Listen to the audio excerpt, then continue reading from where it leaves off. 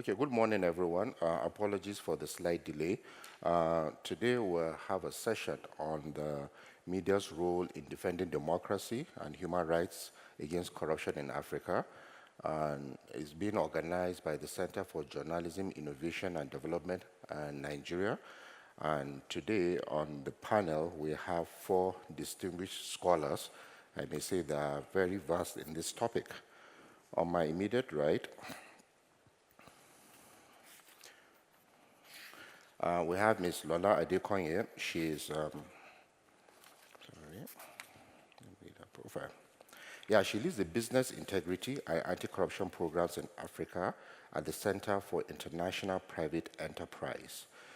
Next to her, we have Professor Omar Pate, who is simply a professor of mass communications and the deputy president of the Association of Communication Scholars and Professionals of Nigeria. He's currently the Vice Chancellor of the Federal University, Kashere, Gombe State in Nigeria, and he serves as the Board Chairman of the Center for Journalism, Innovation, and Development. Next to him is Zanji Sinkala from TI Zambia, right? And the next is an investigative journalist, Jimmy Konde, who is the West Africa and Francophone African Director at the PPLAAF Zambia as well. You are welcome. As you know, Africa faces a complex challenge in combating corruption with implications affecting democracy and human rights. Out of it, 4 African countries, by history, 49 have experienced coups. Most of those coups, most of the reasons are because the reasons they always cite is because of corruption. So, and of recent too, we have had recent coups and conflicts in the Sahel, which underscores the need for addressing corruption as the root cause of this instability. Assuming we agree that is the root cause for why we have such coups. And as we all know, corruption leads to unrest and military takeovers in Africa. And when they take over, a lot of things happen like human rights abuses and violations. Now, why we're here as CGID, that's the Center for Journalism Investigation and Development, is that the CGID has supported a lot of media organizations by training over 5,000 journalists across 11 African countries on investigative journalism, accountability journalism, fact-checking, and anti-corruption. So this session today aims to foster knowledge sharing among stakeholders to develop holistic approaches to promote peace, stability, and democracy in Africa. So we hope that participants will enjoy this session to understanding the complexities of corruption and democracy and human rights in Africa. I'm your moderator today. My name is Omar Yakubu. I'm a partner to the Center for Journalism, CGID. So I'll start with just your brief introduction about what you think, about this topic, that like, how does corruption specifically undermine democracy and human rights in Africa? And as practitioners, if you can give some examples just for the audience to know. I will start with you, Madam Lola. Thank you. Thank you, Omar. And good morning, everyone. Pardon me, I haven't had coffee this morning, but I'm going to power through because this is a really interesting topic. And Omar, if you permit me just to also mention that we might be a little bit phased this morning, and that's because the CJID's moderator could not be here. Omar himself was supposed to be a panelist. Unfortunately, they didn't get the visas early, but they were able to scramble quickly to get this very brilliant panel together. So kudos to you, Omar, and to CJID, and again, thank you for putting this together. Just to give a bit of a context from my perspective, because I'm not a journalist, the Center for International Private Enterprise is a democracy organization.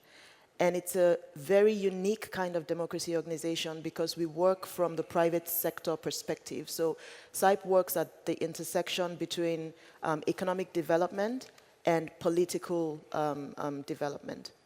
And in that space, it's very critical to understand the role of journalism to governance, but also to hold business, big business, accountable. The simple way to sort of explain this is if we think about the, what we always refer to as the social contract between citizens and governments. The idea that citizens at the ballots say to the government, I cede power to you to make decisions on my behalf about how my community should be run. And in return, you promise me responsibility, to be responsible with how you wield that power, to be accountable, to be transparent, to care for the minorities in the community and all that kind of, all those kind of values. Now, corruption undermines that social contract. And the role of journalists is to sort of play that, as we all say, watchdog role to ensure that that doesn't happen. Noteworthy, news is supposed to ensure that, you speak truth to power when it comes to government, but also with entities that, like businesses, that wield power in communities, they're also held accountable. So thinking about this from the perspective of the role of government, but also the perspective of the role of big business. Journalists play that very important role in ensuring that, the distribution of power is not distorted in a way that citizens suffer from it and have no recourse. Okay, thank you very much for that perspective. That is all about the social contract between the citizens and the government. Is a violation of that contract that probably leads to all the conflict that we have.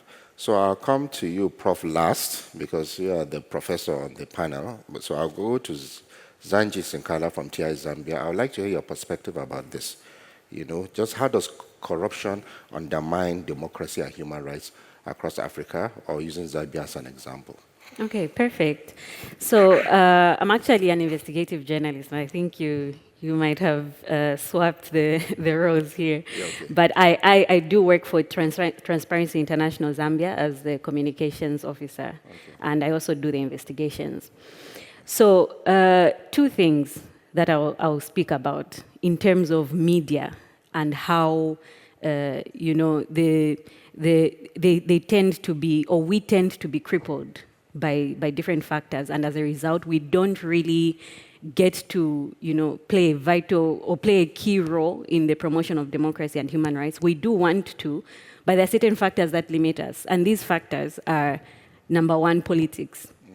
So when you look at the type of sphere that you have, the political environment or the political atmosphere in the country, that's something that will definitely, most definitely, affect the quality of the journalism which is produced, but also even the involvement, the level of involvement of the journalists and the media.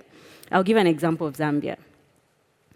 We've had a lot of regimes that have crippled the ability for journalists to, be able to give out factual information and, give out critical information as well, to be able to criticize the government and so forth. We had a media house that was shut down in 2019, just because that media house was very much hell-bent on, producing information which was on the ground, investigative information that was incriminating to the government, and it was shut down. And then, of course, you also have the Independent Broadcasting Authority, the IBA, which gives out licenses to media houses. But because this IBA is heavily influenced by the ruling party or the ruling government, it doesn't even matter which party that is, as long as that party is in government, it will be heavily influenced by that particular government. And so you would have situations where licenses, even just the awarding of licenses, is so political. So licenses are given to media houses that will be favoring the ruling party. That has been happening, and that is even happening right now. So people might think this was maybe just in the Lungu regime, but it's happening even in Hakainde Hichilema's regime right now. Yeah. So now there are instances where politicians, ministers actually are secretly owning media houses. And that's where now beneficial ownership also comes into play. Who are the real owners of these businesses? So you'd find that ministers would be able to give their brothers, or put their brothers' names in the, the beneficial ownership information to be able to hide the fact that they are the real owners of some of these media houses. So now what happens here? Once they are the owners of these media houses, firstly, they'll have so many multiple of them. So there'll be radio stations, there'll be TV stations, just by one minister. And now they'll dominate the media sphere. And that means even the narrative, even the message that is given is heavily in favor of the ruling party. So there are all those factors. But one last factor before I pass it on to the next person is finances. Yeah. One thing that I think the elephant in the room is the fact that journalism isn't a high-paying career. Yeah. And so even when journalists venture into journalism, that's something that they get to know, that they're probably not going to have a flashy lifestyle, they're not going to be able to sustain their families from time to time. But that's a huge thing. And now what the lack of finances or the economic situation in journalism is, or what that causes rather, is that, for instance, the state will not advertise in a publication which does not favor them. So the adverts by the state will never be in such publications, and that means those publications will have limited sources of sustenance for the media house itself. So salaries to journalists, salaries to editors, and so forth, the maintenance of the whole organization. But also even with the private businesses, so you would have big entities. In Zambia, for instance, I'll give an example of Trade Kings. So that's a huge manufacturing company. Okay. But then what that does is, if that organization or that business is advertising in a media house, that media house is definitely not going to be critical of them because they know that's where the money comes from. That's where the money for the salaries comes from. So no matter what happens, I know a lot of media houses that have literally sat on stories and literally called back journalists and said, do not publish that story, do not even go forward, do not even investigate anything here. You're going to sit on that story because that is our main funder. So, these are some of the factors that come into play, and this is now what causes, the lack of promotion of human rights and democracy, because journalists are muzzled in that sense. Okay, thank you for that. Thank you for that perspective. And I want to believe Zambia has never had a military intervention, so that excuse does not arise to that. It's because so it's just the political class that has managed to, control the media and stifle democracy. Thank you. I'll come to you, Mr. Jimmy Kande. You're from Zambia as well. No. I'm from DRC. Yes. Yes, sorry. From DRC. So I like your perspective from DRC. Apologies for that. Yeah, about what you think how corruption specifically undermines democracy and human rights. Of course, from the DRC perspective, any other perspective you have. Okay, thank you very much. I am from the Democratic Republic of Congo, but I'm based in Senegal, okay. And I work for the platform to protect whistleblowers in Africa. So we used to work a lot with media because we think that they have to play a key role to help to fight against corruption. So as you know, for example, if I have to give one example to explain what we are doing and how media can play a role to fight against corruptions. Whistleblowers are used to reveal information linked to the public interest. It can be human rights traffic, it can be corruption, but it's very hard in our context in Africa to have impact without working with the media. So because you cannot find a whistleblower that have information linked to corruption, how the government is acting, for example, to kill people in Congo or everywhere. But sometimes they are scared because there is no law in Africa to protect them. So what we used to do exactly is to work with the media to compensate the fact that there is no law to protect them. And when the media comes at the story, they're going to reveal the information linked to what the whistleblower wanted to expose. This is alert the opinion, the public opinion, and this is help to protect them because you're going to have civil society involved in the case and trying to put pressure to the official to take some decision linked to the story of the whistleblower. But we can have this result only when we are working with media. So we had For example, in Congo, this story called Congo Hold Up that we used to consider like one of the largest leaks of Africa.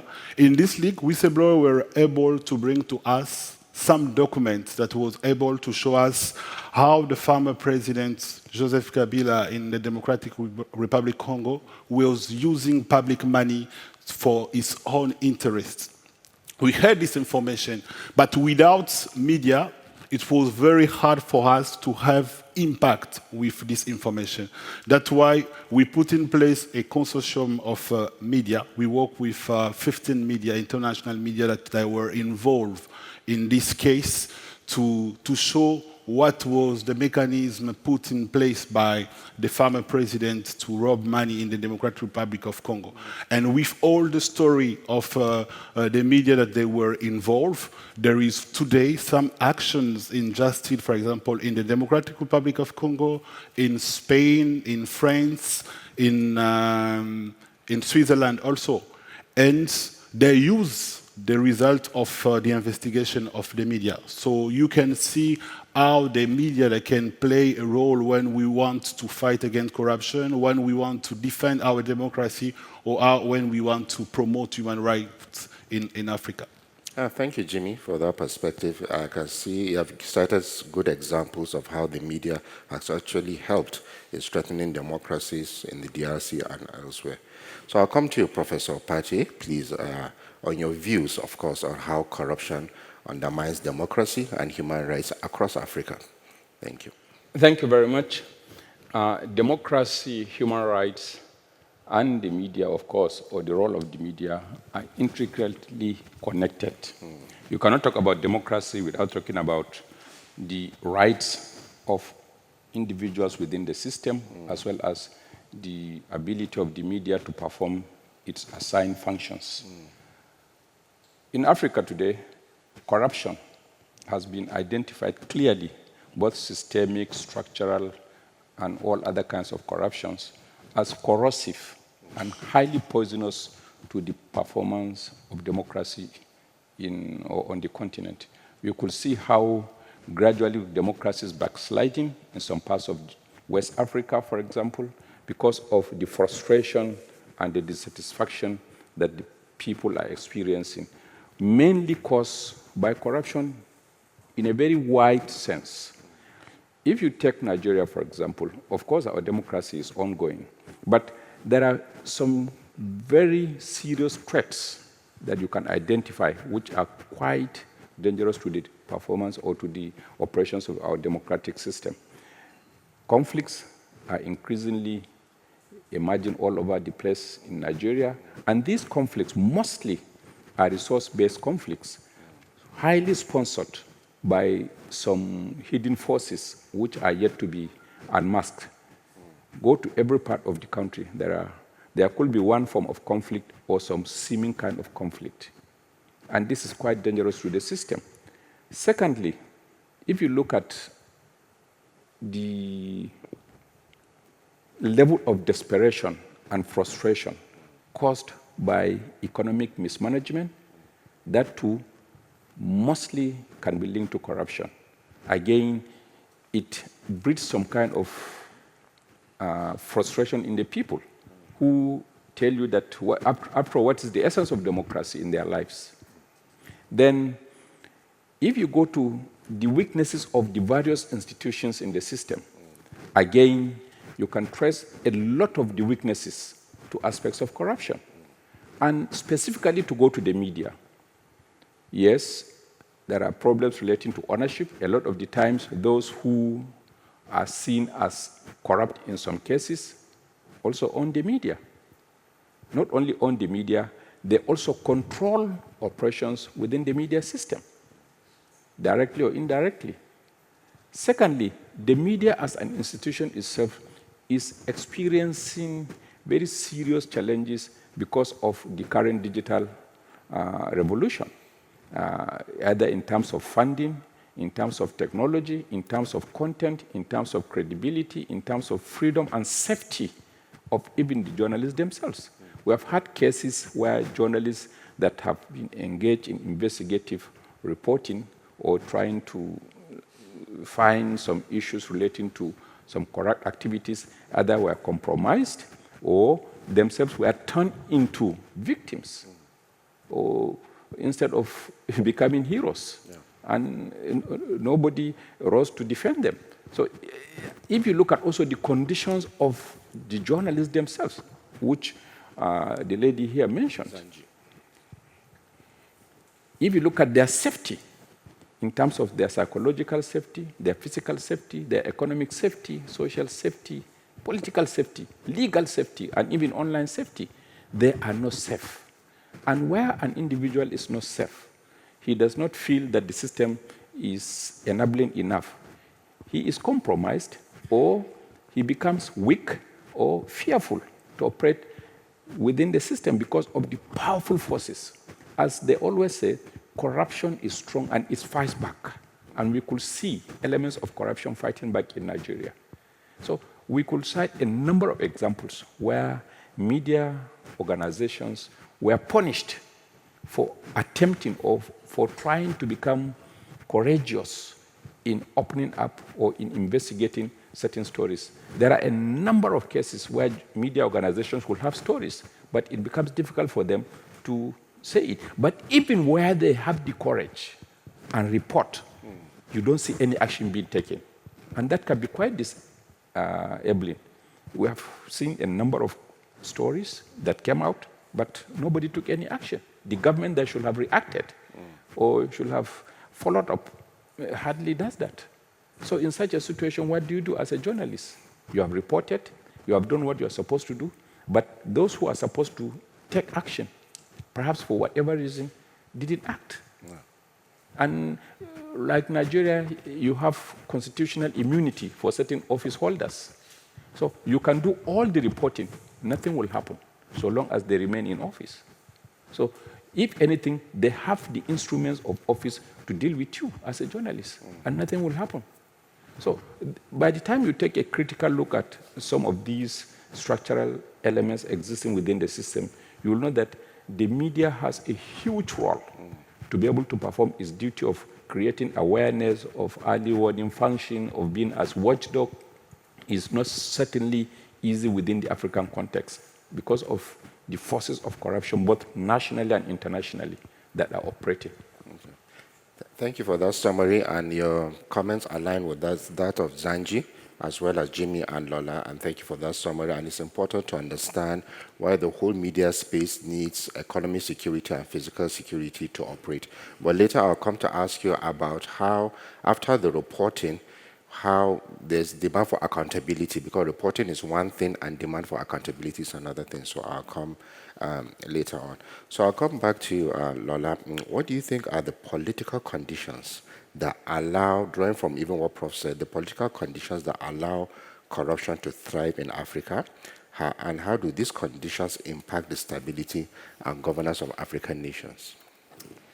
So thank you for that question, Omar. I think a lot of times I think in terms of opportunities, because there are lots of political challenges, and my colleagues on the panel have talked about a few. But let me talk about some of them and maybe come to some of the things that, the ideas that are emerging, and journalists are getting innovative around how to address some of these challenges and in the ideas that are emerging, including CJID. Let's start from one, rule of law institutions or accountability institutions in the region, and Prof has talked about a few. I think the weakness of those institutions puts journalists at risk. Most three of us from Nigeria now can count a few journalists in the last 5 years that have been disappeared.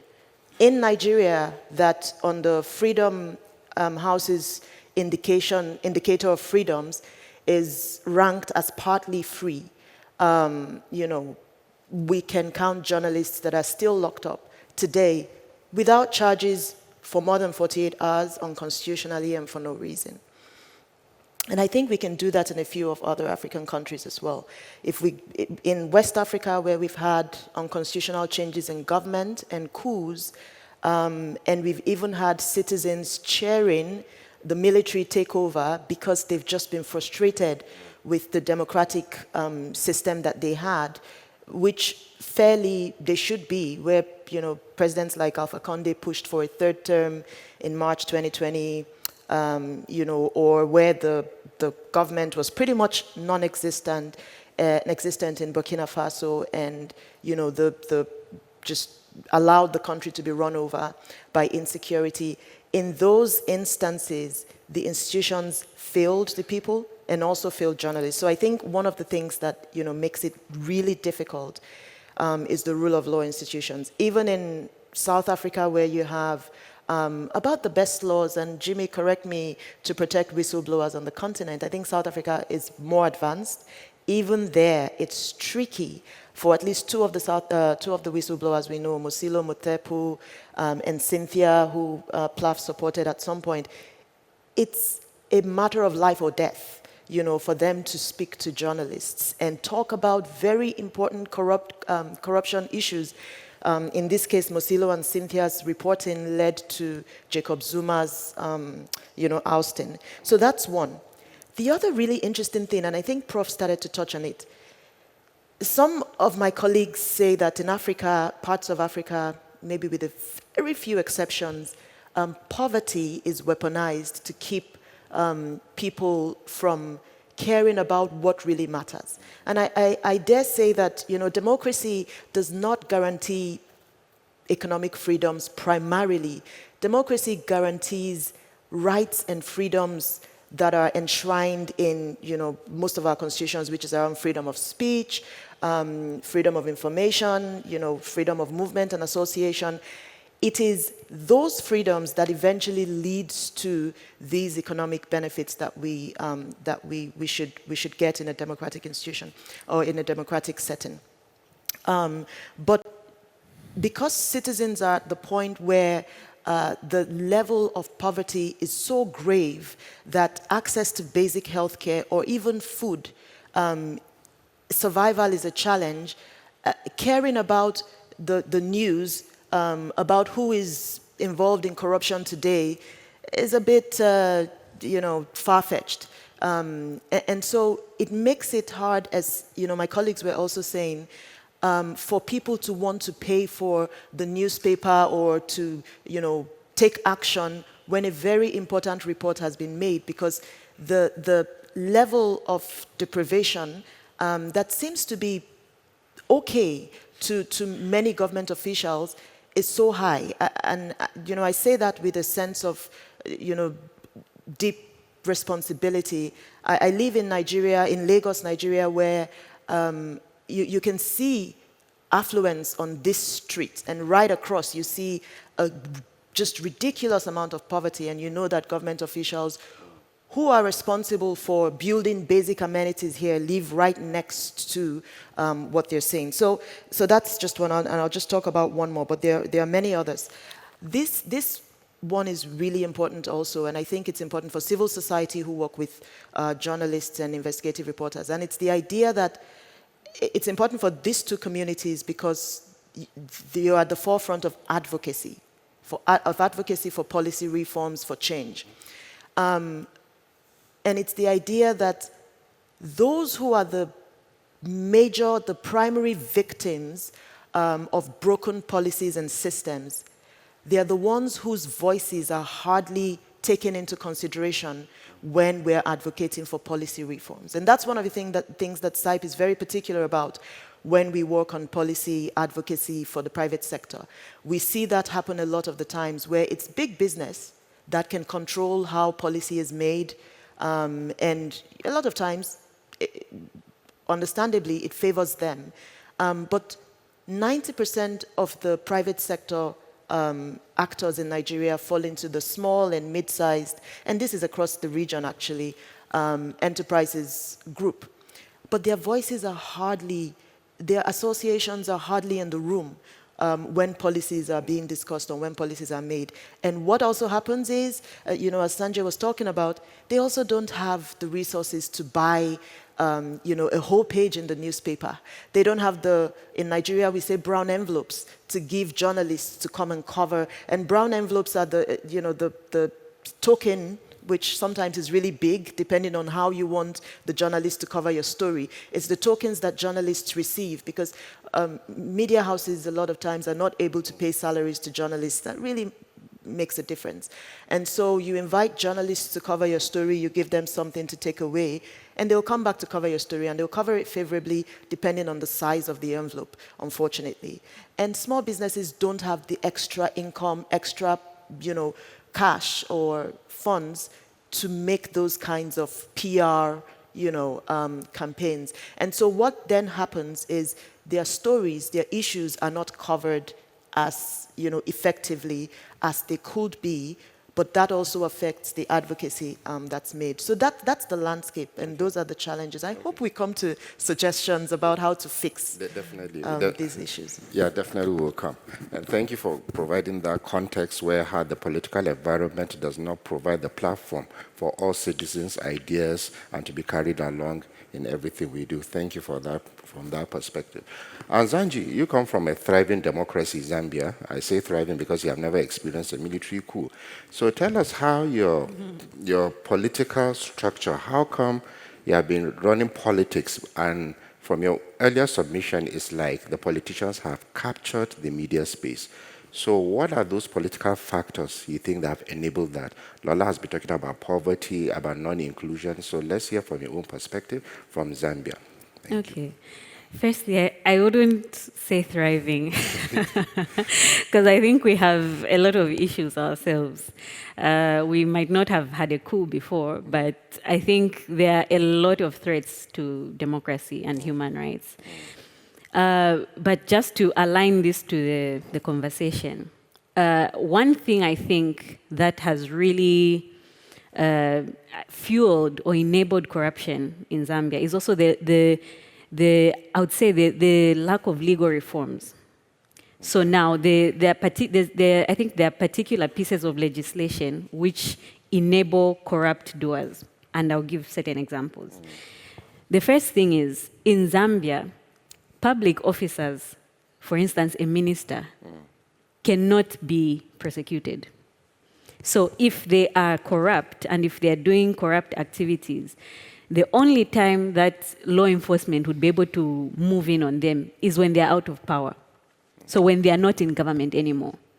So that's already a big problem, a huge one actually, because now you have a lot of situations where law enforcement agencies only now get to, they sort of have a backtracked strategy to fight corruption.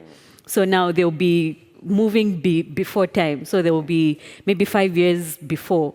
They'll be looking at cases from 10 years before, 5 years before, because they already had information. They already had evidence on people who were corrupt in the government, but they could not move in on them. And so that's one limitation. Another limitation is our Public Disclosure Act. So in terms of whistleblowers, there's no adequate protection of whistleblowers. And how this comes into play is that if a whistleblower reaches out to a journalist or gives information to a journalist, acts as a source to a journalist, and a journalist or any other entity apart from law enforcement, then they are not protected. They can actually be arrested if law enforcement deems that that act as out of malice. So now. And of course, if law enforcement are the ones who are testing whether that's malicious or not, it's also a problem, because they can do it to, they can act in their own favor. That's one thing. But also the lack of protection for journalists. So the Independent Broadcasting Authority Act does not protect journalists if they are involved in investigations, for instance. So they are vulnerable to a lot of attacks from political players. They are vulnerable to a lot of attacks from PEPs, so politically influential persons, and so forth. But I'll give a practical example as well of the lack of protection of journalists, because I'm a journalist. Yeah. Jimmy works for PILAF. Yeah. And I'll give an example of a whistleblower who they are actually helping right now, a Zambian whistleblower. So Transparency International Zambia had done an investigation about 2 years ago And that was our main source. So that was the main whistleblower who we worked with on this investigation. It was on the Ministry of Finance. It was about an account in the Ministry of Finance which was never audited for about 25 years, yet used to receive donor money. So it used to receive all the donor money, which now used to be shared by officials within the Ministry of Finance. So it was a huge case. It was a very, very big case. But when we released that investigation, I wrote the investigative piece, and I couldn't put my byline there. I don't know if there are any journalists in the audience, but if you don't put your byline, it will never be on your portfolio. No one will ever believe you did that story. Yeah. So the fact that I had to sacrifice not putting my byline for my protection was a huge thing, because I knew if I put my byline, I'm definitely going to be targeted. Yeah. Nonetheless, they did discover that I'm the one who wrote it. And I went through, not just me, but also some teammates from Transparency International Zambia, went through heavy surveillance for about 7 or 8 months. And I still believe it's going on right now. I still believe we're still surveilled, because so many times I find random cars parked outside my house, unexplained, not saying anything. Sometimes I'm followed when I'm coming back from the office in the evening. You know, my gadgets are constantly hacked. And you know, it's something that sometimes people joke about and they think, no, you're just being paranoid, you're just being this. But when you know you're working on an investigation and you've saved certain information in your laptop and wake up the next morning and it's deleted, what does that tell you? So it already shows you that there are people who have access to what you're doing. Yeah. When you're supposed to release an investigation, maybe 2 days before, and you realize the ministry or the entity that you were targeting, that story was targeting, immediately acts on that, or maybe, you know, releases a statement to clarify something, then you know, and maybe it was just you and another workmate who you trust for sure, and is not a more, you know that you're hacked. So, I mean, there are so many, I won't go too much into it, but there are so many reasons why I know I have been hacked, and I've been trained for that in investigations. But that's the level of trauma that we experience so many times because we're not protected. And if I'm being honest, Jimmy, I would have been followed. I would have been attacked. I would have maybe even been murdered if it weren't for Transparency International Zambia, because the fact that I'm under the umbrella of Transparency International Zambia and not just a journalist from a media house, they haven't really ever come for me directly. Yeah. So I know that I've been protected because of that, because Transparency International Zambia is very much respected in the country. So those are some of the challenges that we go through as journalists. And I just believe that if there were legal reforms put in place to protect journalists, to protect whistleblowers, some of these things would be avoided. I think corruption would be curbed at a higher level, for sure. Thank you for that perspective, Zanji, about the need for legal reforms, of course, the need for witness protection. So the same thing, Jimmy, in DRC, do you have laws about witness protection? Because sometimes they go together where you have the whistleblower policy and you need to protect that whistleblower. So I don't know whether you have them in your country, and if in case you do, how effective are they in protecting whistleblowers and journalists? Yes, I think that's for information that we don't have a law to protect whistleblowers in the Democratic Republic of Congo.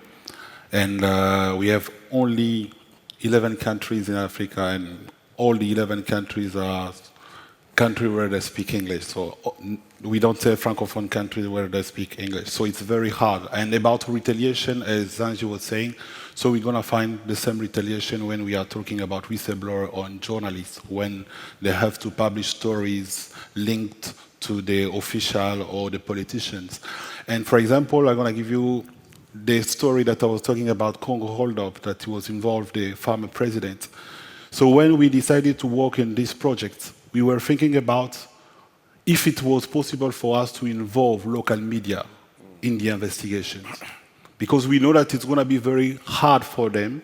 They are based in Congo, and to work in this big story that involved the former president that was still having power in the country.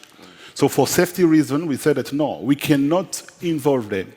And there is another challenge also, I think that Zanji said it before, is they don't have financial resources to have like someone who's going to be involved only during 6 months in the investigations, because investigation used to take time.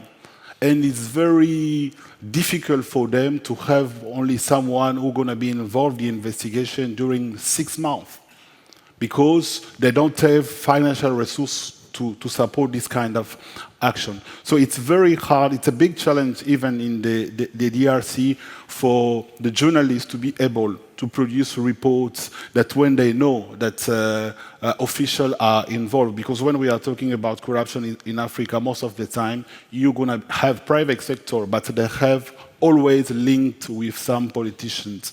So it's very, very hard. And I think that if we want to have like, because everybody know the role that the media or the whistleblower can play, but the question is also how we can benefit with all the report that they can publish, how we can change things in our countries. That's why, for us, we know that sometimes it's very hard because politicians, they don't want involved to change things. We used to create like this kind of network where we're going to have media, civil society, that can act together to have more impact. Because we know that if the media, they are playing their role to publish stories, what we're going to do after? It's not only with media, we have also some financial institutions trying to investigate, for example, about corruption. They can publish reports, but if the justice, they don't play their role to investigate after and to start actions, we're going to have the impression like media are not playing their role. But their role is only to publish, to alert the opinion. That's why for us, in what we are doing in Congo, for example, with the case of Congo Hold Up, after the revelation of the media, we create a network with civil society to tell them, now you have to play a role for accountability, to ask government to bring new policy, because we don't want to see corruption again.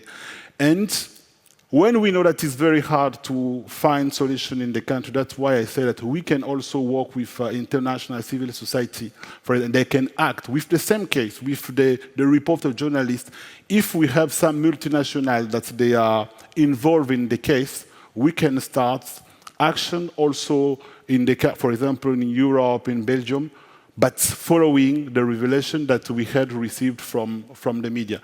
I think that we are trying today to sensitize, because we have a new president in Congo like 6 years ago that he pretended to fight against corruption, but we're still waiting for actions that can help us to change things in Congo. Because I think that there is a story of this journalist that spent 6 months in jail during the term of the new president, just because he published a report that was showing that the government was involved in the assassinate of one of the ministers. Yeah. So I think that it depends also how we can create this network that can help that to have benefit with all the information that we can have from the media. Okay, thank you, Jimmy. From that perspective, I think we have discussed enough of the problems. So the next round is talking about the solutions. I have already started providing some of the solutions about the need to network with other civil society players to solve the problem. I'll come to you, Prof. Now, it's evident now all countries do not have a whistleblower act, and neither do they have a witness protection law, the legal reforms from Zambia, from DRC, and from Nigeria. And the media needs these legal tools to operate effectively in defending democracy. So what are your recommendations we can do in the interim to assist investigative journalism in journalists in defending democracy and human rights against corruption in Africa? Thank you very much. First, you need to understand the political economy of corruption in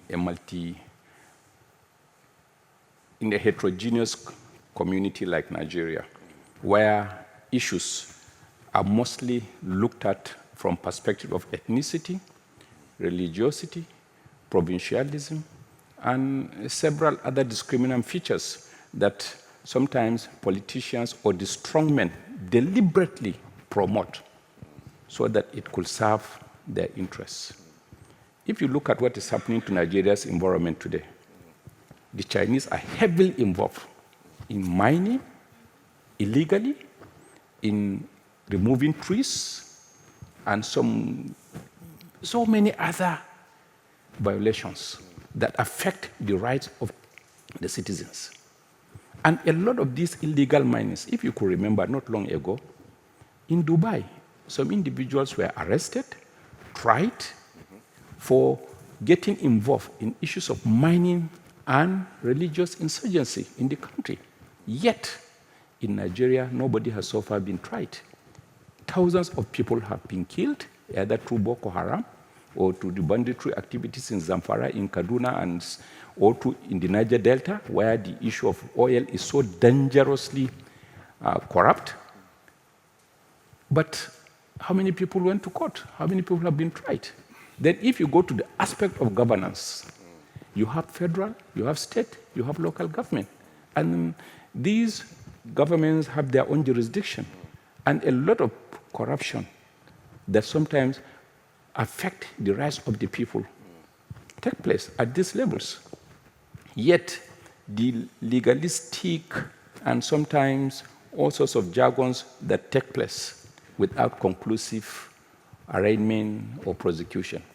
And where prosecutions take place, people go to court, get permanent injunctions restraining the institutions from either investigating them or doing any other thing. And nothing happens. Sometimes what they do, they shift from one side of the political spectrum to the ruling party, either at the state level or at the federal level, and they remain protected.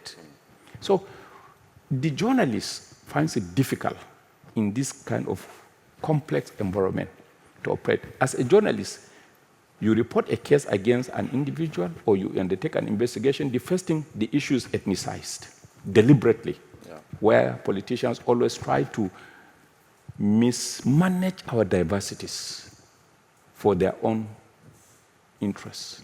And you are accused of being religiously insensitive, of being ethnic, whatever, against the other fellow that you are supposed to be investigating. And at the end of the day, the issue is poisoned in the psychology of the local people who ordinarily should be supporting the journalists, but they end up seeing somebody who is like their son. And as a journalist, they turn against you. So if you look at all of these things, they are very, very difficult. It makes the environment very difficult for the journalists. But importantly, the weaknesses of the institutions like judiciary to protect the journalists is also there. As a journalist, if you are to go to court, the amount of resources required for you to defend yourself is huge, and you may not have that. Secondly, the investigative agencies, they should also support you. Sometimes also may not be on your side for obvious reasons. Again, there are no laws protecting the safety of journalists. I've talked about the safety, the psychological safety, protect you against fear, either during or after reporting, or physical safety, or your economic safety. You work for the whole period, nobody pays you. You are on your own.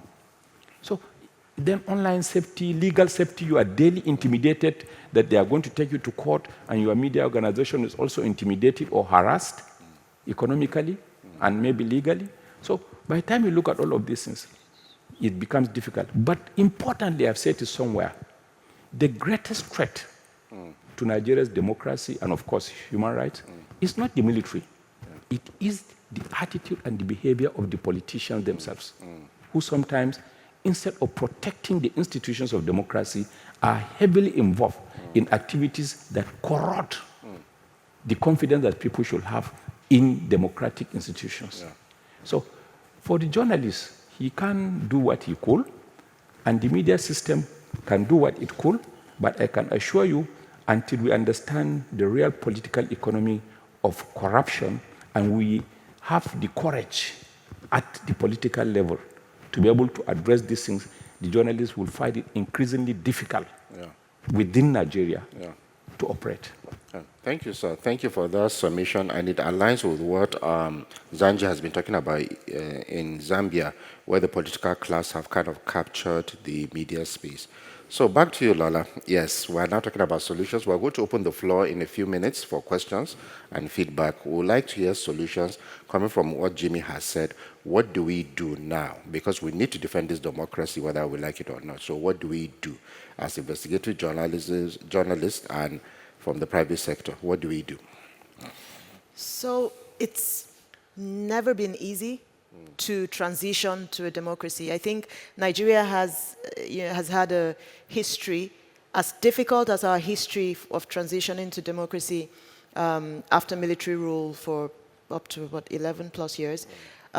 Sounds easy now because we're looking at Sudan and what's happening right now, but it wasn't.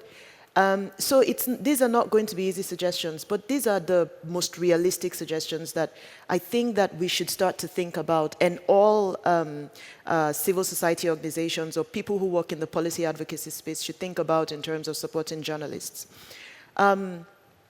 In advocacy, one of the most important approaches is building coalitions and working through those coalitions to advocate, to protect oneself, a group of people and interests. And unfortunately, with all the challenges with journalism in Nigeria, in my experience as not being a journalist, Nigeria has the NUJ, National Union of Journalists. I haven't found the NUJ to be as proactive in rallying the press, rallying the journalists, the community of journalists. And I've had this conversation with only 2 folks who work at the NUJ, but I hope, to have more of these conversations. It's been independent, news houses, journalist organizations, CJID, for example, that have taken initiative to do very specific things around. So if NUJ rallies, it's supposed to do a few things. 1, address protection of journalists more doggedly and drastically than we currently are doing. Right now, it's just a few journalists, a few concerned citizens who go out to protest when a journalist is disappeared. And we still have too many journalists who are disappeared in the last 5 years for a partly free country. Not enough, I'm not saying enough outrage from the collective union of journalists in Nigeria that is partly free. How much more DRC? How much more other countries, Mali, Burkina, Niger, where the press is co-opted? With that rallying, journalists will at least have a certain level of protection. For instance, when the EndSARS happened, EndSARS was a major protest in Nigeria in 2020. There was also a protest in Zambia around the same time. Much of Africa joined the EndSARS movement. And what was that about?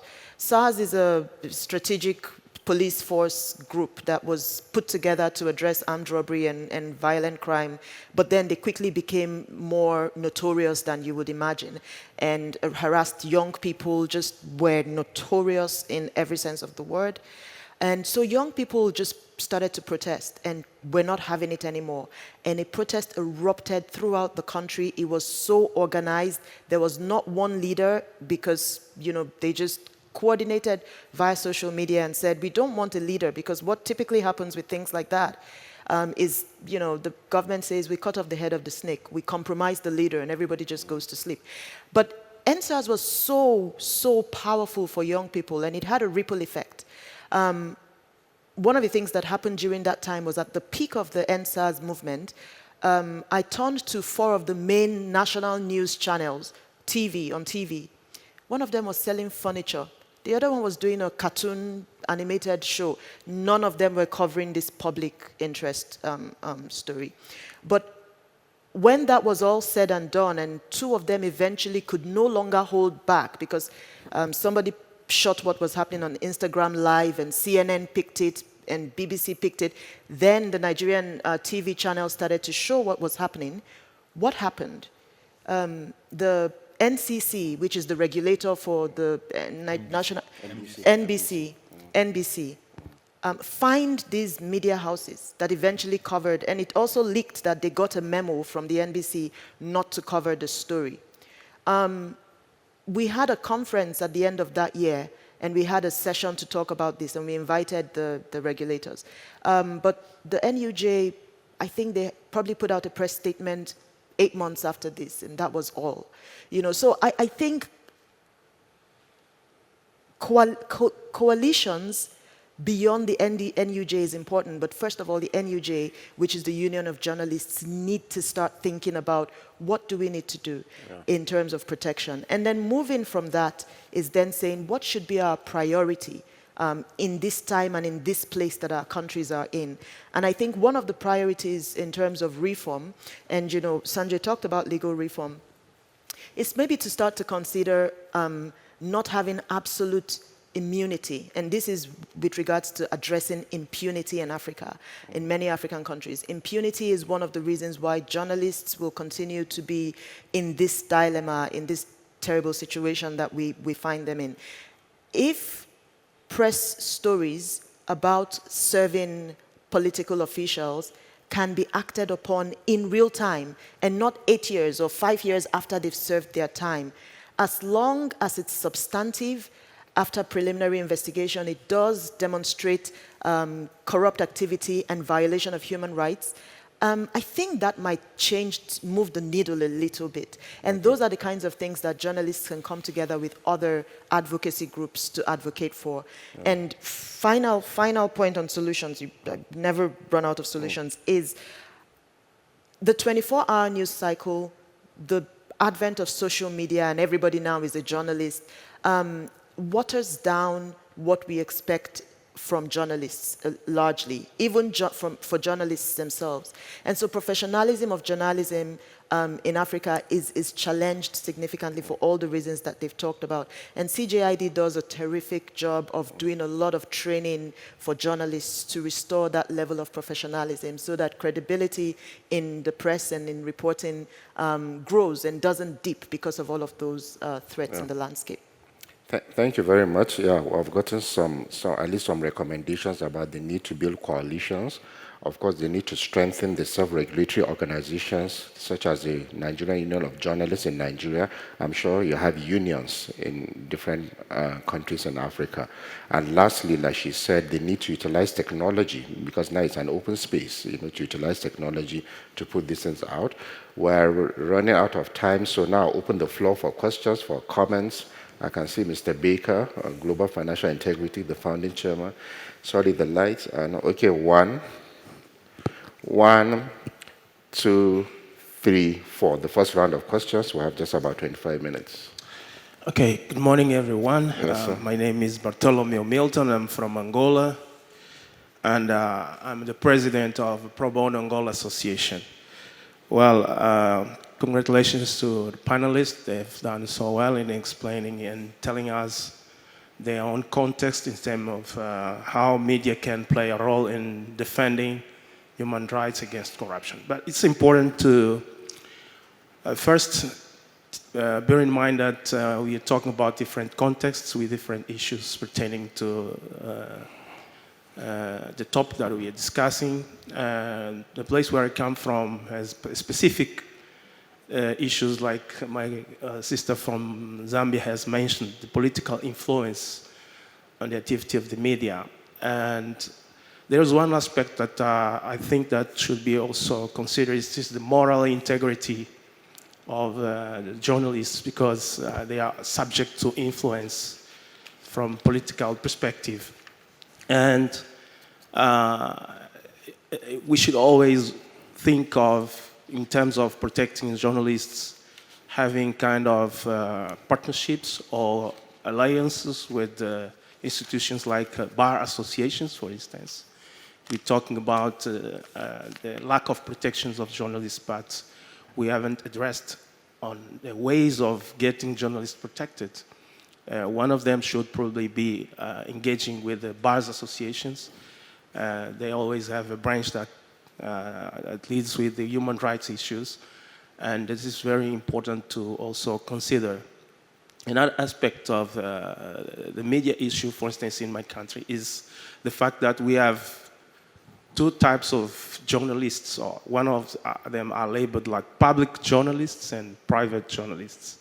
And depending on where the journalist is acting, they have different roles, in terms of protecting journalism. So my questions it's a general question to the panel, is how do you think that we can address the issue of politicians use public money to enact or cripple the activity of journalists in their context, as my sister from Zambia has All right, mentioned. thank you. Thank you very much. The next question, please.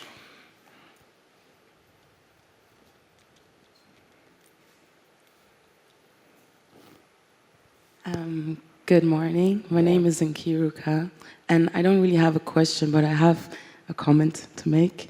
And so I'm a social worker, and I'm currently doing my master's, and it's called Social Work as a Human Rights Profession, so it has a political aspect to it. And there's one thing that we're talking about a lot, and that is the third mandate in social work. So we say that there's a mandate on social workers to act on behalf of the government. There's a mandate on social work to act on behalf of the people. And then there's a third mandate which comes from the profession itself. And so what I like to say is that I think corruption is in general a topic in Africa. It is a topic that is well known. It is a topic that is making a lot of people angry and very passionate. And I think that it is coming to a point where the burden on the profession itself, the burden of being a journalist and of publishing things becomes so great that we must become independent from both what people expect and what the government expects. And the second thing is the lady that mentioned already NSAR's movement, how many young people already are very, very passionate about changing things. And I'm not talking about the perspective in Nigeria, but there are a lot of young people who want things to change. They want a new government. They want their lives to be different. And they desire a future, let me say it like that. And I think that we shouldn't underestimate the power of people once people come together and have a common goal.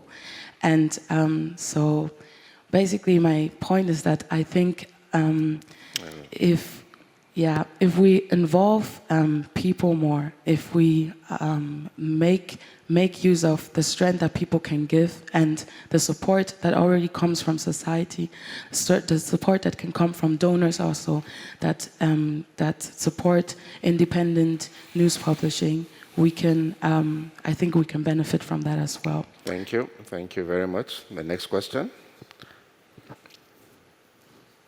Thank you very much. Good morning, everyone. My name is Jibril Shitu, and let me just stand.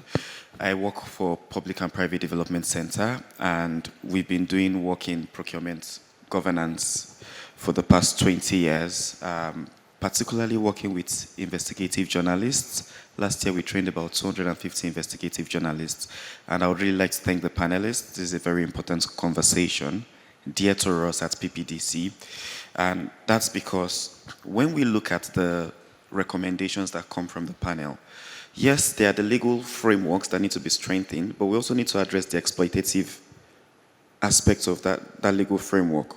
For instance, SLAPS is something that we need practical measures to fight against.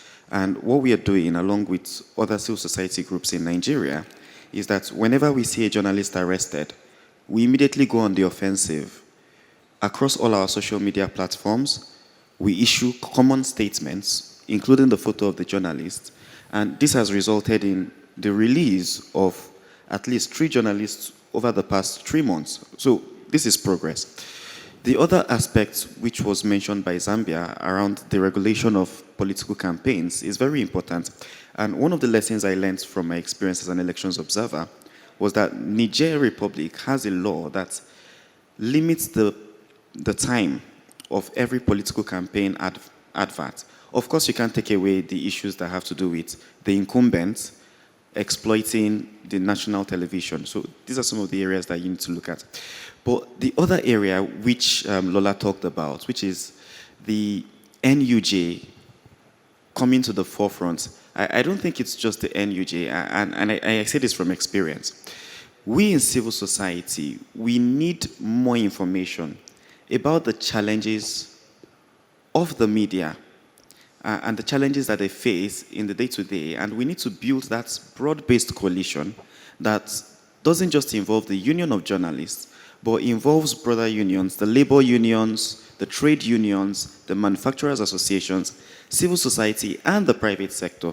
Because this collective, when we see the fight against corruption as a collective fight, it strengthens our collective will and efforts to address it. Thank you very much. Thank you very much. The last one. Okay. So thank you. So for the first round of questions, one, how do we address the issue of using public sector money, basically public sector corruption? So the politicians, how they don't capture the space. The second one, though it's a comment from Ikirika, but I've rephrased it into a question. How do we just save the media profession? Because from the submissions, you can see some apathy. There are threats, political threats, economic threats, security threats. So how do we save the media profession? And the last question is, how do we, take other active measures, apart from the legal measures, having laws? He has given an example of things they have done by promoting, when journalists are being arrested. So how do we take other measures? So I don't know, please feel free to to respond to any of these three questions. Okay. I think I could go first. Okay. So the question on how we can stop politicians from crippling journalists through corruption, I'm just paraphrasing. It goes back to the law a little bit, but having regulations for journalists with at least, or setting a cap, setting a minimum wage for journalists, because it is so sporadic across the board. In many countries, the journalist salary is not, there's no minimum wage, basically. So an editor or a managing director or a managing partner, whatever it might be, might just decide and say, I don't think you published as many stories this month, or I don't think you worked to my satisfaction, and so you're just going to get $20, or you're just going to get $50. And I mean, it's as low as that. This is not even being hypothetical. Generally, salaries are very low. So if we can have a situation where there's a minimum wage in Zambia or in other African countries around the world, if we can have a minimum wage for journalists, which is at least sustainable for them, the likelihood of them being coerced into participating in corruption or yielding to corrupt practices might be minimal. Of course, it's not guaranteed that it would never happen, that they would never yield to corruption, but it would be minimal because they will know that they have something that's sustainable already, and that would allow them at least, or that would reduce the likelihood of them depending on the brown envelopes, as she had mentioned. But also, I think going to him, your question, I think it's a matter of also educating journalists on the legal implications. There are very few trainings on that. And I know the Thomson Reuters Foundation, of which I'm a trainer for, has a lot of programs around that. So training journalists, what is civil defamation? What is criminal defamation? How can you be sued? What are the causes? What are the consequences of some of these things? When you don't fact check, or when you don't pull the stops, what happens after that? How are you vulnerable? And there's a saying that goes in Zambia, if you're not a real investigative journalist if you've never been arrested. I don't believe in that. I've never been arrested, but I always tell investigative journalists, if you've done the work, if you've put all the stops, if you've made sure there are no loopholes, at least the likelihood of you being arrested is slim. There are countries in which even when you do that, you'd still be arrested, and I understand that. But also, when you're training investigative journalists, when you have these trainings, I love that CSOs have a lot of trainings for investigative journalists, different organizations. I think also educate them on the practical things. How do you protect yourself? How do you protect your gadgets? Some of these things that happen all the time. Who do you trust? It's as simple as that. It's not just the generic topics of fact-checking and hypothesis, building a hypothesis, and how to have a story idea. It's about how do you protect yourself? How do you trust certain sources? How do you deal with certain sources? I had a source from the State House who I reached out to in confidence about a minister who was corrupt, 2 judges who were corrupt recently. And he literally outed me. So in short, he took my details to intelligence. And now they started targeting me, they started intimidating me, they started threatening me.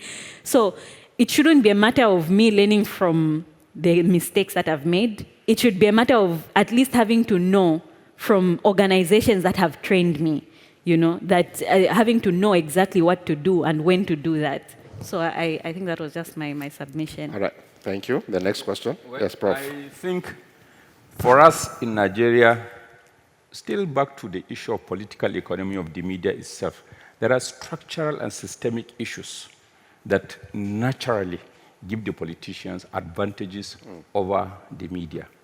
And by the way, who are the owners of the Nigerian media? Well, Nigeria is said to have perhaps the largest number of media organizations on the African continent, but take a critical look at the owners. Who are the owners? They're either the political class or people in big business. And a lot of some of these activities we are talking about are linked to them. Not only that, they also ensure that the journalist is permanently pauperized to the extent that he is only thinking of his survival instead of thinking of some other issues. Now, the most dangerous and worrying aspect is that people are even avoiding news at all.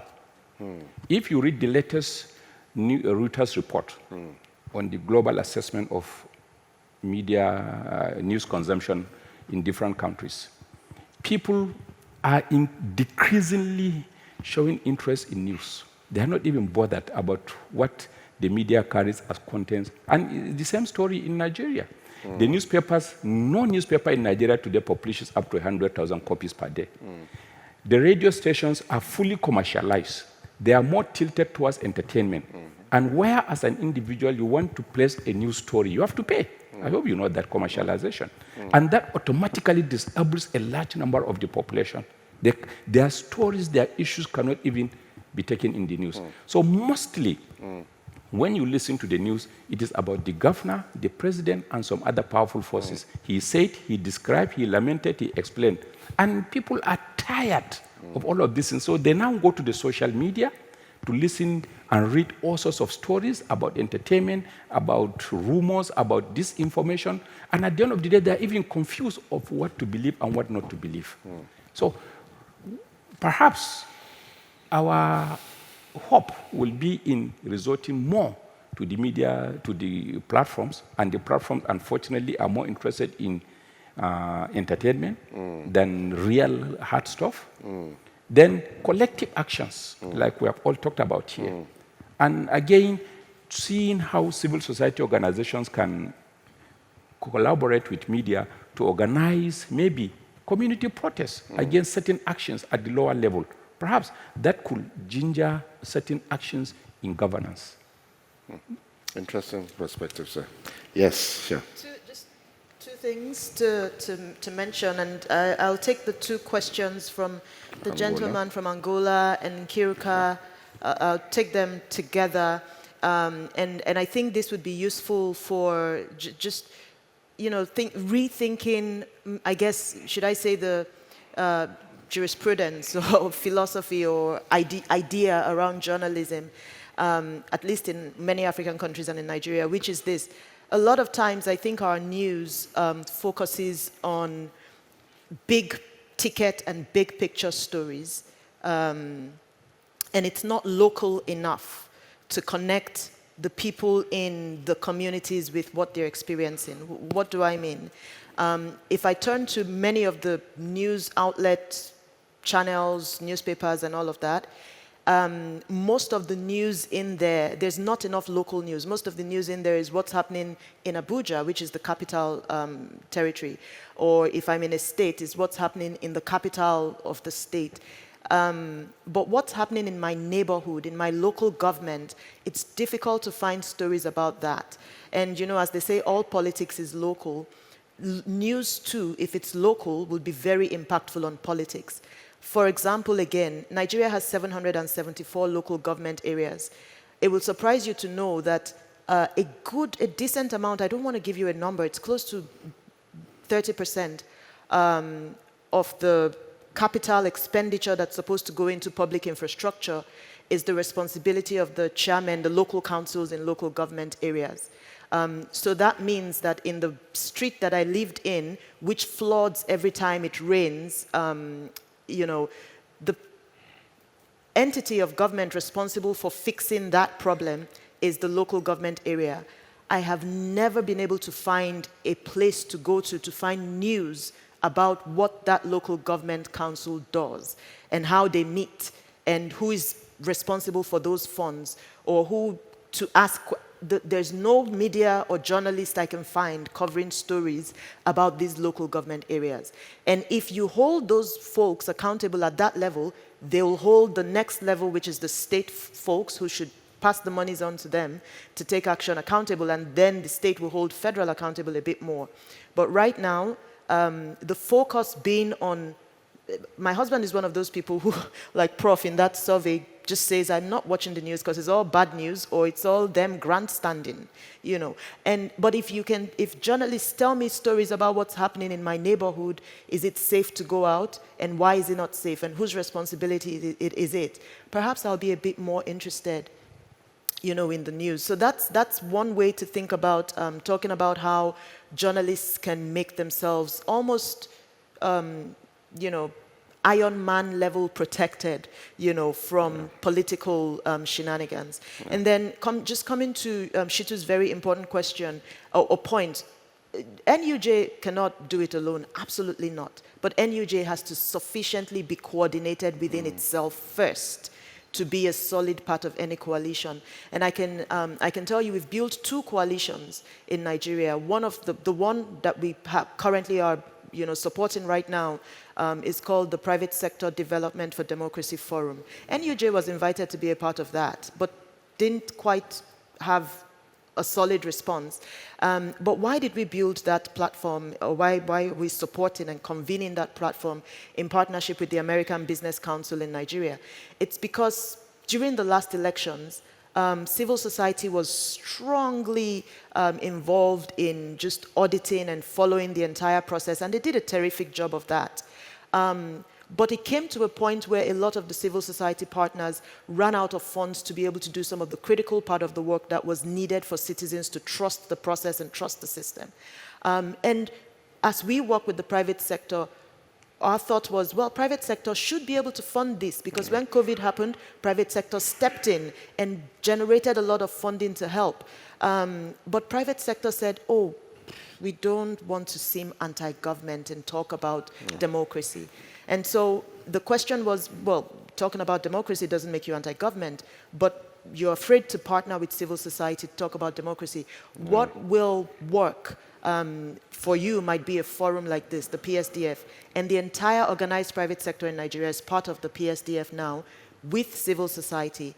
But what's missing is NUJ, and this is a major opportunity for NUJ's voice to be amplified by all of these partners across other domains. All right, thank you. Yeah, definitely. I'm taking a question from Mr. Baker.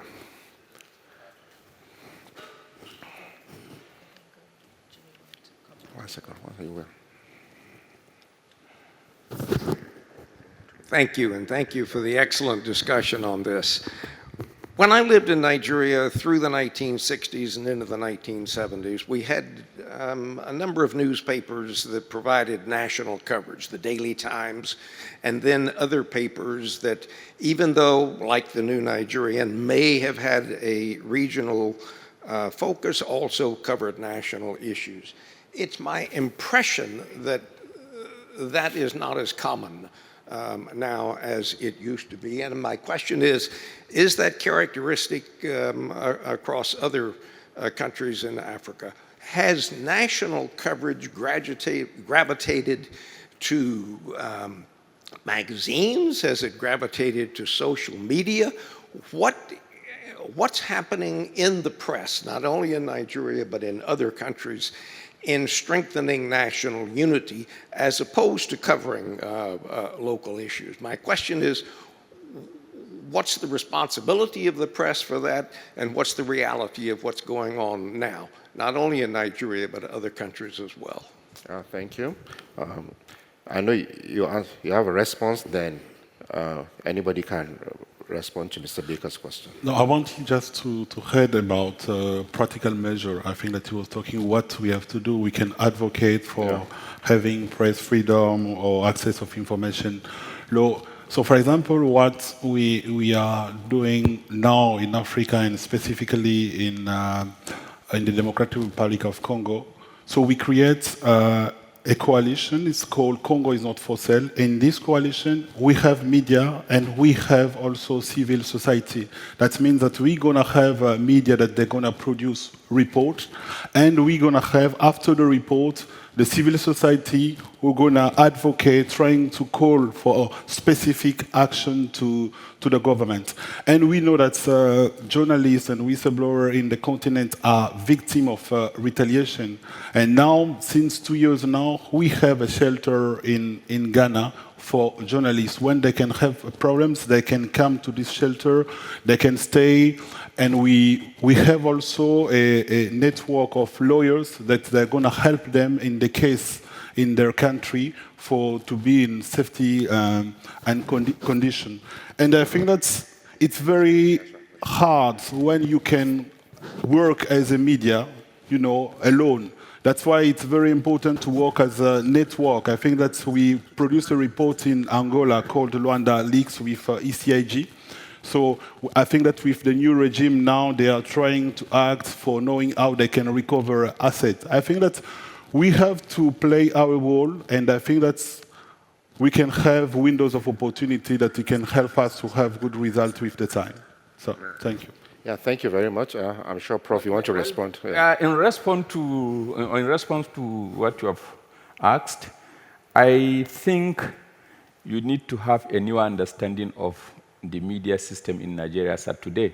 There are changes, and the two newspapers you have mentioned are no longer alive. We have celebrated their funerals a long time ago, and there are newer versions, most of them private. And the broadcast sector is dominantly owned by government. That can tell you the kind of character they are likely to have. Recently, I delivered a paper which I'm going to share with you, The Media, Diversity and National Integration in Nigeria. And that will give you an idea of where we are. In the era of digitization, disinformation, misinformation, malinformation, and rumors and hate speech, and also reflecting the character of Nigerian politics and the regional system and all our divergences, the newspapers themselves are categorized and typical of certain voices in the country, which may not, in most cases, be helpful to national unity.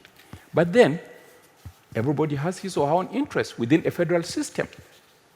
But in the past, when you were talking about Daily Times and New Nigerian, there were some certain fundamental nationally agreed borderlines that nobody crosses. Today, the story is different. Today, people are talking about regionalism to the point of even talking about secession openly on the pages of these newspapers. And with violent crimes and all insurgency tendencies, these things are clearly and reflectively promoted on the pages of some of these newspapers by these hidden forces I'm talking about to continue to poison the psychology of our people, for them to remain divided so that it becomes difficult to fight the political class. So I will share the paper with you. I'll collect your email and send it to you. That perhaps will give you an idea of where we are today. Okay, thank you very much. We're really running out of time. We have less than a minute, so we're not going to be able to take any more questions. So closing remarks, everybody, just one recommendation, what you think we need to do, because we have all agreed democracy cannot survive in Africa without the media. There are challenges, so give me just your parting last remark about what we need to do, apart from what you have said earlier on, so that we can leave this hall. So I'll start with Mr. Zanji. Or anybody has any closing remark? Yeah. Yeah, I'll just reaffirm what I had mentioned. Protect journalists. Yeah. Really protect them. Okay. They go through a lot, and it's a risky job for sure. So be able to protect them, Okay. whether it's through advocating for legal reform, whether it's through training them on practical issues that they might experience, be able to protect them. Okay. Well, for me, it's not as simplistic as just protecting the journalists, but the greatest threat to democracy and human rights in Africa, the behavior and attitude of the typical politician. Our political class needs to have a new vision and a new understanding of where we are in today's world. With that, the media can certainly be structurally also reformed. Yeah. Thank you. Lola, anything? The integrity of journalism. Okay. Preserve the integrity of journalism. Okay. So thank you very much. Thank you, my dear panelists. Zanjin Sinkala from TI Zambia, and Jimmy Kanude from DRC, Professor Umar Pate from Nigeria, Lola from Nigeria. I'm Umar Yakubu from Nigeria. Thank you for attending this session. Thank you very much.